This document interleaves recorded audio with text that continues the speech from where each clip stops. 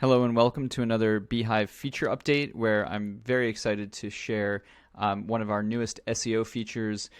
We've unveiled the ability for you to no-index your publication, your web publication. So if you are one of our users who is, for example, using the RSS feed to push your content from beehiiv to, for example, a Webflow publication or a WordPress front end, you may not want your content being discoverable across the web under the beehiiv domain.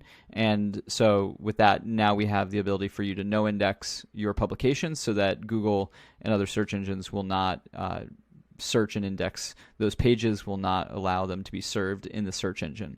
To enable that, you simply flip the switch there, and it will add the no-index tags. Once you flip the switch, you'll hit save, and you can verify using a no-index tag checker, which are free across the web. All you got to do is Google for a decent service. Thank you so much, and have a great day.